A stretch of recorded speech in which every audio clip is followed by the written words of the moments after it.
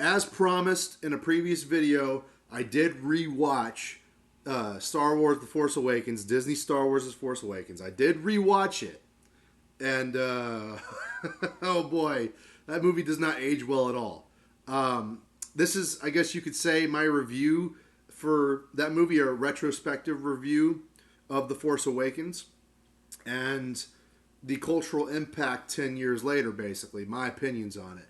And so I rewatched the movie, and I remember when it first came out, and I talked about this before, that there was a lot of hype around it. There was a lot of things that I overlooked because at the time that it came out, I was not particularly interested in analyzing film. I was just like, I want to enjoy it. I want to enjoy it for what it is. But now that I understand film analysis and themes and plot and character, I come to see things like The Force Awakens as very vapid and void and very, empty. The movie is basically a 2.5 hour trailer. Like, everything is all set up. The movie is all set up with little to no payoff. Basically, no payoff at all. We are introduced to characters like Rey and Finn and Kylo Ren and Poe Dameron and Snoke. These new characters, all with a hint of mystery around them. Poe, for example, he is one of the best pilots in the Resistance. But we only learned that from Kylo Ren in an exposition dump. That's like a blink and you'll miss it kind of moment. Other than that, his character has no real meaning in the movie. You could take him out of it, and it almost wouldn't change much.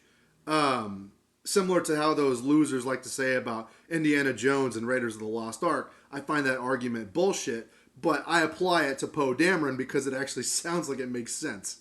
If you remove Poe Dameron from the movie, nothing will really change. The fact that the movie opens with the opening crawl basically undoing the things that happened in the original trilogy. Hey, guess what, guys? The Empire's back. Apparently, we didn't defeat the Empire in Return of the Jedi. So the First Order rises up from the ashes. And I get it. In the EU, the Empire remnants stayed the same. There was still remnants of the Empire that were lasting for a long time.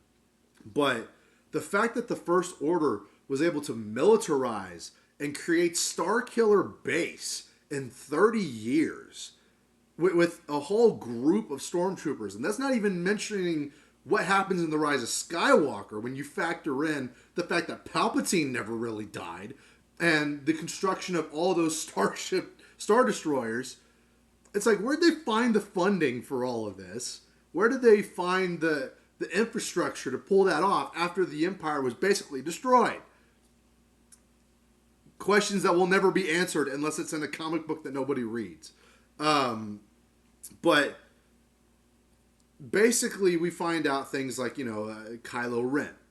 Kylo Ren he turned to the dark side. He was seduced by Snoke. We know why in The Last Jedi, and I'm sure I will cover that in another video. But his motivation is based off of Darth Vader. And I never understood this, even when the movie first came out. He wanted to finish what Darth Vader started. He wanted to be emo, goth, edgelord. But does he not know? Like, I have to ask the question, does he not know? Because they never answer this question. Does he not know that Darth Vader redeems himself by defeating the Emperor at the end of Return of the Jedi? A question that never gets answered. Why does Obi-Wan show up in the Force visions for Rey when she touches the Youngling Slayer 9000? That was probably hinting that Obi-Wan was a relative to hers. Never happened. She's a relative to Palpatine, apparently. That's aside from her being a relative to no one in The Last Jedi. There's a lot of shit from The Force Awakens that never has any payoff. Things like, how did Maz Kanata get the Youngling Slayer 9000? Anakin's lightsaber.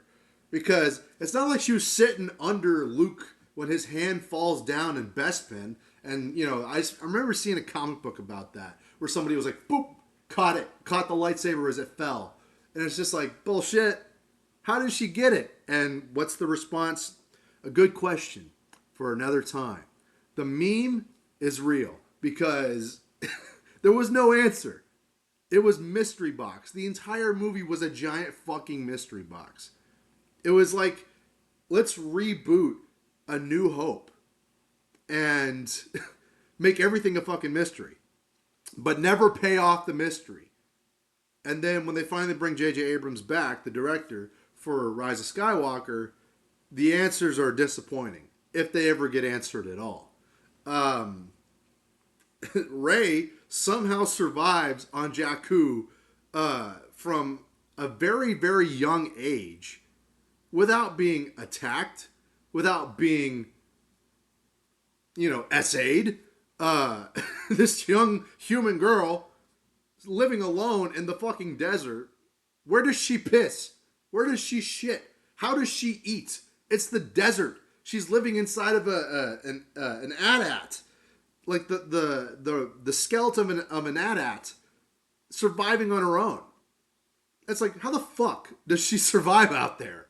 How did, when BB-8 it leaves the camp at the beginning of the movie and rolls out into the middle of fucking nowhere on Jakku, this big ass desert planet, how does he come across Rey like immediately? How does Rey and Finn come across the Millennium Falcon immediately, even though it's been sitting there? How is the Millennium Falcon even functioning after this amount of time of sitting there like a piece of junk? They called it a piece of junk, by the way, which I remember not liking. I remember still the disrespect of Han Solo and the legacy of Star Wars. I had a problem with coping with it back in the day because I just was like, I didn't quite understand what was going on. Now I do. Whenever Rey's like, oh, that Millennium Falcon's a piece of junk, and then they're like, the piece of junk will do. They take off with it, somehow still functional, and then she bypasses the compressor, whatever the fuck that means. And so, yeah, Rey's a Mary Sue. Rey is a Mary Sue. Sorry, Disney shills. She is a Mary Sue. She would never have been on the Millennium Falcon before. She called it a piece of junk, and somehow she fixes the fucking problem, bypassing the compressor. Where does she even learn all the skills that she knows? Right? It's a fucking desert. There's nobody there. There's nobody there to teach her. She's literally waiting there for people to return, her parents to return, and they never do. What the fuck is she doing? So, how does she learn this stuff? Finn is easily the most intriguing character because he is a stormtrooper that detracts from the ranks, and it's interesting to see something like that. And we never really get that much explored afterwards because they turn him into a clown that just yells Rey the entire time. But if there was one character I had to pick out as a favorite, it would have to be the one stormtrooper that confronts Finn. He's like, traitor! That guy he's badass, and he's the most consistent character in the entire Disney era of Star Wars. Snoke is a massive disappointment because he gets impaled, and I sometimes forget that he even existed. I forget that he's played by the great Andy Serkis, and I love Andy Serkis. I forget that he was played by Andy Serkis, but that's how forgettable the fucking character is. Even though the giant hologram that you see of him makes you think, oh, this guy might be a titan. He might be like this big mythical giant, which we don't see in Star Wars. But now he's just a fucking hologram. And so he ain't that tall. He's like one of them Playboy, what's it called? Playboy Mansion guys with the robe. Hugh Hefner. He's like, space Hugh Hefner, but with a little bit of Elephant Man mixed in. Until he gets impaled by Kylo Ren. Don't even get me started on that. But how is Rey able to master the Force after just learning about it 10 minutes ago? And she masters the Force. She's able to learn Jedi skills that takes decades and lifelong training and discipline in lore, by the way, for Jedi to master. Qui-Gon Jinn could not master the hand wave, mind erase thing, that the Jedi mind trick, right? And the Phantom Menace, A better movie, by the way, than The Force Awakens, in spite of how they started the movie The Force Awakens by saying, this will make things right. That was J.J. Abrams' meta commentary saying, we're going to fix the prequels for you. And then you made something worse than the prequels. Yes, The Phantom Menace is a better movie than The Force Awakens. I can guarantee you that. In the Phantom Menace, Qui-Gon Jinn is a master. He's been a Jedi his whole life. He's been able to, overcome obstacles and master his abilities, training at least 3 Padawans by that time. He can't do the Force mind trick on Watto. It's just something that he could not master. However, Obi-Wan was able to master it after a lot of training, after a lot of time. He learned from his master and his master's mistakes. And Obi-Wan was able to overcome that, and learn the Jedi mind trick. But that came with time. Rey learns it within seconds of even knowing what the Force is. It's infuriating and it's insulting. And now we got to get into BB-8. The fucking soccer ball was. I am still mad that there was more BB-8 than there was R2-D2. The disrespect of R2-D2 in this trilogy is criminal. Because he was asleep. Because Luke was a fucking loser. God. But they revert Han Solo. They make him a bad father to Ben Solo, his son, Kylo Ren. He reverts back to being a criminal that can't even keep up with other criminals. And he's holding Rathtars, which are these giant, like, Lovecraftian beasts. And apparently he had a crew with him that he doesn't really care about because they're all dead now, trying to haul them damn Rathtars. And there's so many logistical problems with this movie. It's beyond like, oh, the movie's woke, so that makes it a bad movie. Dog, I'm sitting here trying to remember every single inconsistency. Things from Han Solo being treated like shit before walking into his son's lightsaber, before being killed off, which to this day, I remember back when I first saw this movie, the death of Han Solo really bothered me. Like, I wasn't like broken or like mad or anything. I was confused. It bothered me. I was confused at why they would do that. But now I understand why. It's because Harrison Ford's a piece of shit that never cared about Han Solo as a character. He never cared about Star Wars. And Disney and Kathleen Kennedy and Bob Iger wanted to systematically destroy every bit of legacy that George Lucas innovated with the sequel trilogy. And they did a very good job at that. Now look where you're at, Star Wars. People don't talk about The Force Awakens 10 years later as this great movie. Oh, this movie aged like the prequels aged. 10 years from now, you're going to love The Force Awakens. 10 years from now, you're going to love The Last Jedi. 10 years have passed. The Force Awakens is a worse movie now than it was when it first came out. I hate the movie now. I think it's a shit show. Poor writing, poor characters. Even before the wokeness. And it started off with the intersectional feminism. It started off with the rage baiting and the race baiting. And the disrespect of legacy characters. Luke doesn't show up till the end, and we know what happens to him. Maz Kanata, no explanation for that. Snoke, doesn't matter who he is, he's dead now.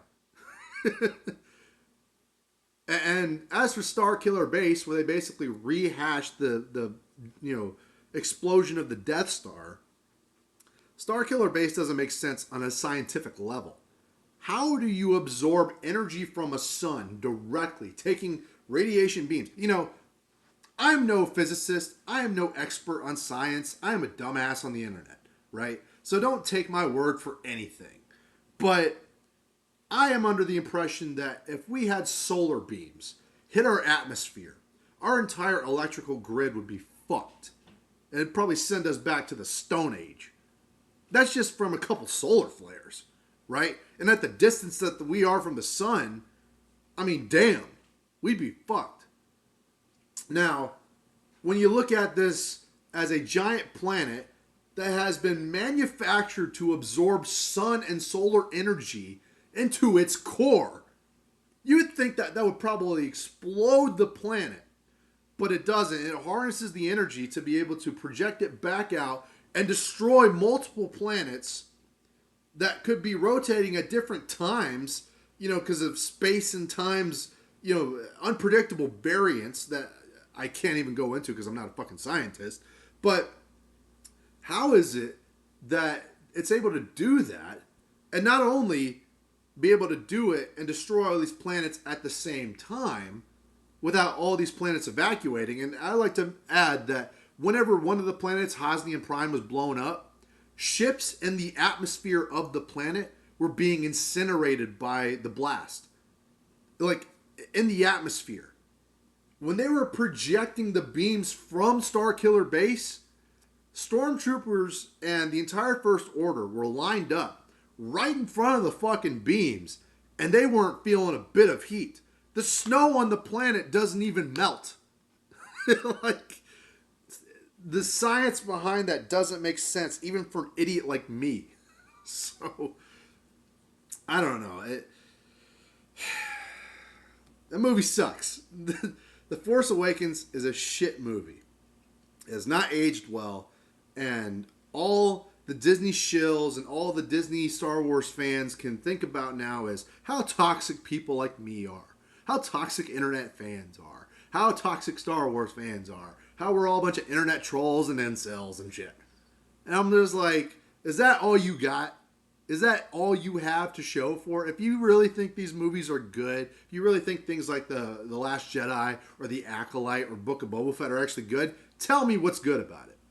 Give me an actual example of like how good it is, instead of trying to force down our throats the agenda and the identity politics by saying, you don't like it because you're racist. You don't like it because you're a homophobe. You don't like it because of this, this, and this. It's like, no, give us a reason to like it.